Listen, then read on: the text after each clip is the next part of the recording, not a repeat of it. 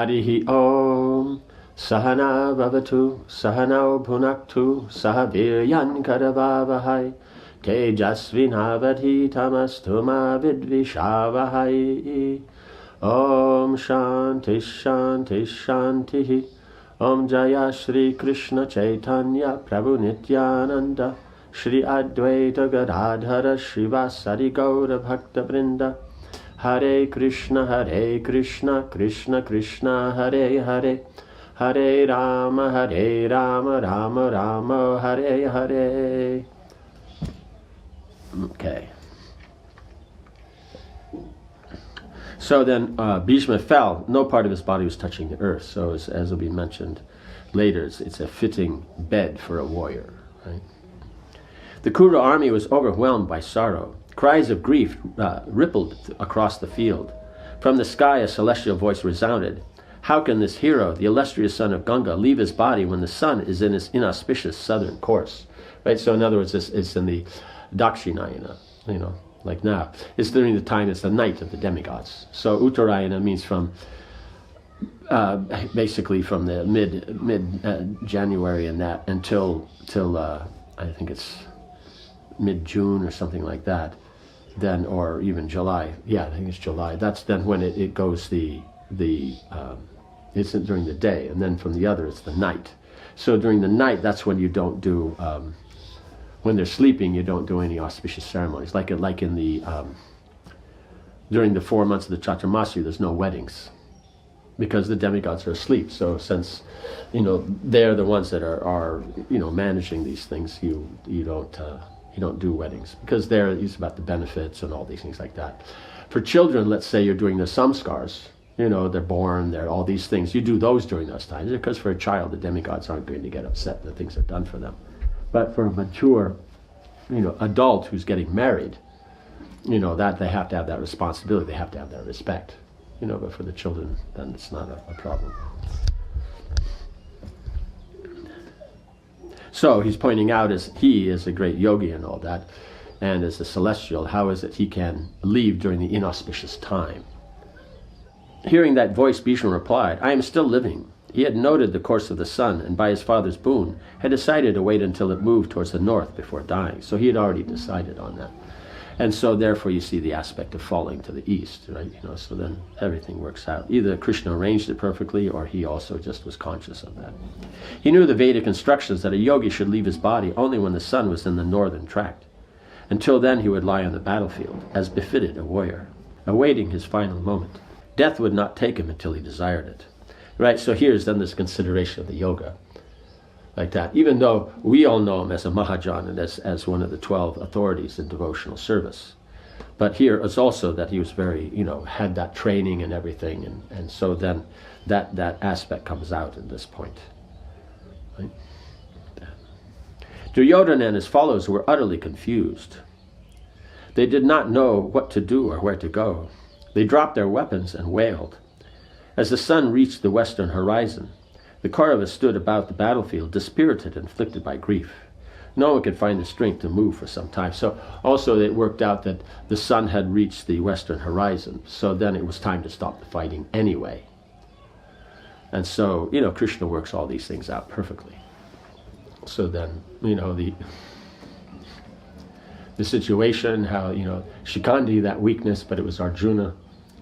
Then, the bed of arrows, and then, the celestial voices and all that, discussing, and then also that it would be just at the end of the battle. So now everybody could properly grieve and all that, because he being a great devotee, it should be. It's just that in the battle, somehow or another, he happens to be on the other side. But that's the life of Kshatriyas, is that they fight for whatever is the cause that they're supposed to be fighting for.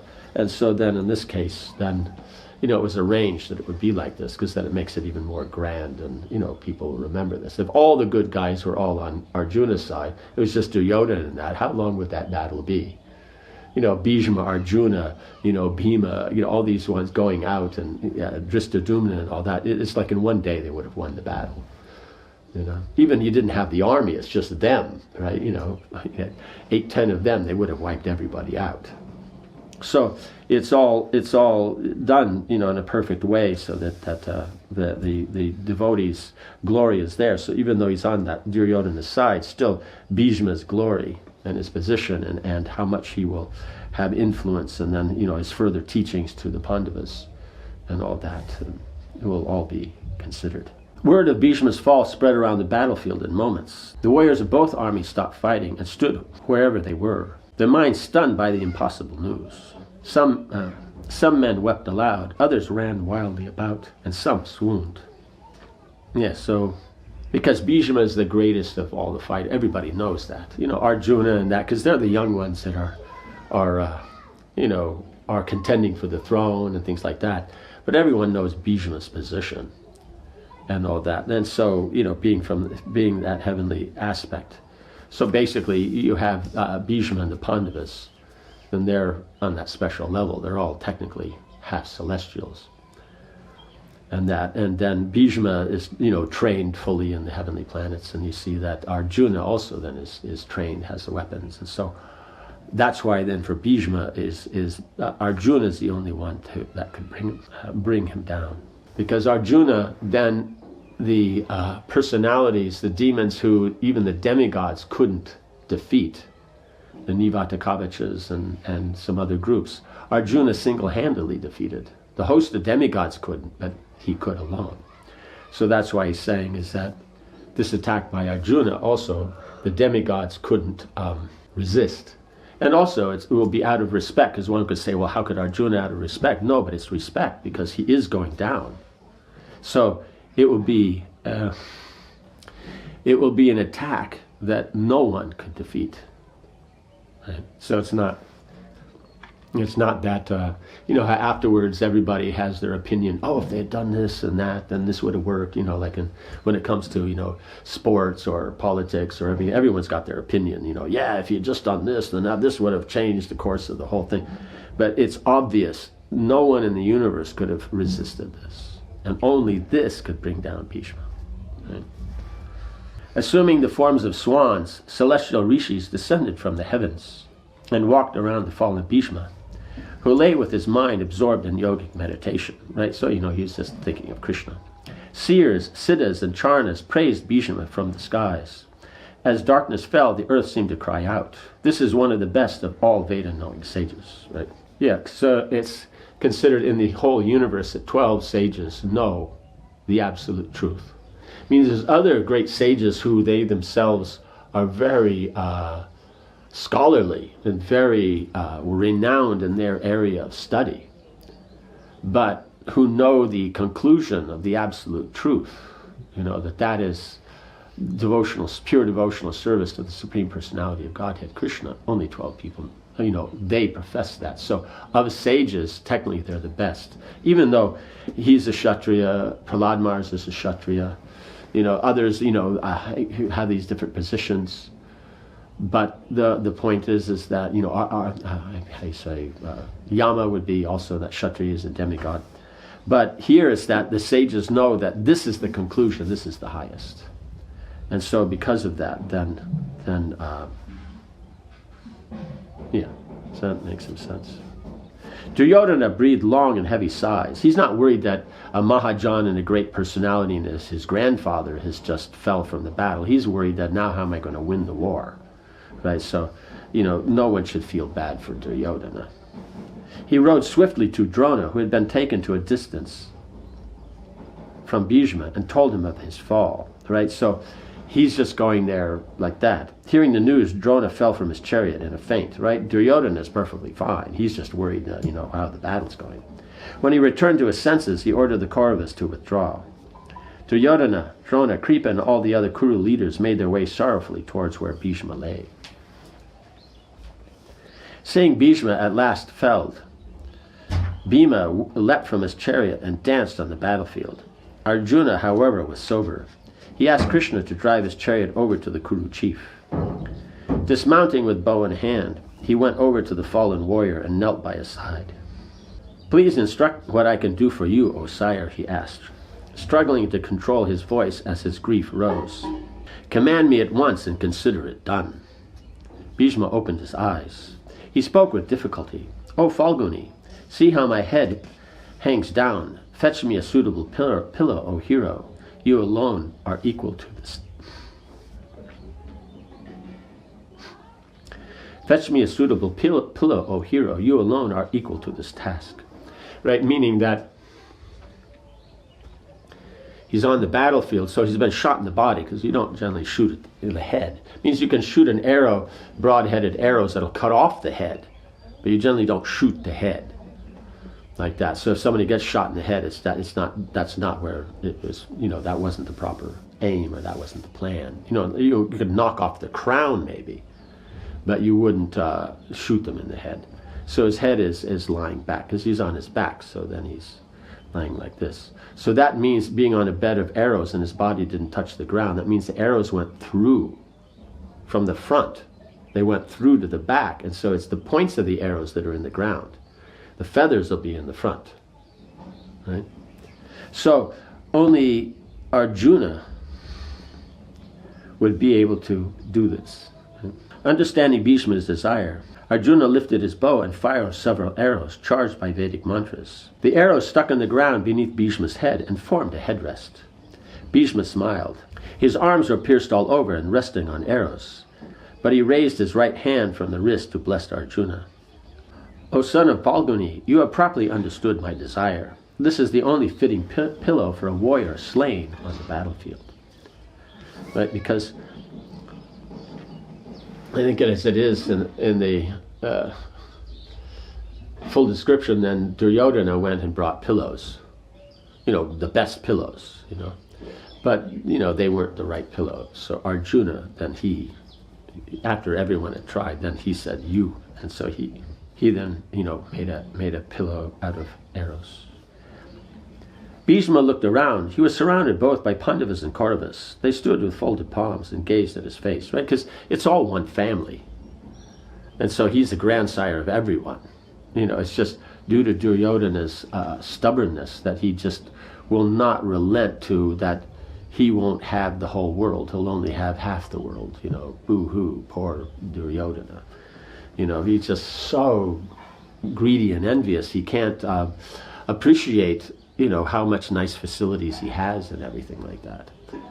And, he can comfortably go on his life and be quite happy and live a long life. But no, he has to, it's all or nothing. And so he'll end up with nothing. So here, everybody is from basically the same side. It's a family war, this one. They stood with folded palms and gazed at his face. Duryodhana and his brothers were shamefaced. They had failed to protect their finest fighter and the leader of their forces. They were shamefaced. They didn't protect him. He was so worried about pushing him out there. Because Duryodhana pushed him that tomorrow you have to kill the Pandavas, or or you're not doing your job, like that. He's doing his best because Bhishma pointed out you have God on the one side, so it's going to go the way he wants it. I can try my best, but it'll only go so far. But Duryodhana's thing is, no, you're not trying hard enough. The reason you're not winning is because of your affection for the Pandavas, not because that's God's will. Right? So he is completely blinded. And so because of this lack of, God conscious, or even lack of just, proper religion, proper dharma, that, which has all the social things and that included, then he can't appreciate or understand what's going on. So it becomes very sorrowful. So he's just ashamed that here's our best warrior, we didn't protect him. But they wouldn't have been able to, because the time had come. Bhishma had stopped fighting. The demigods said it was also time. Bhishma knew that Krishna had decided this is the time, right? And so there's nothing they could have done, but they feel ashamed for that. They don't feel like, can I do any service? How can I please instruct, like this kind of a thing, or that he's not lamenting that, now I pushed him like this, now we're losing our grandsire, I've lost all my brothers, well, why are we having this fight? Give the kingdom back to Yudhishthira or something. No, he's just bad, we weren't able to protect him. The old grandfather and Kuru guide had fallen. Remorse consumed Duryodhana's heart. It was by his insistence only that this war was being fought, and Bhishma was now lying on the battlefield covered in arrows.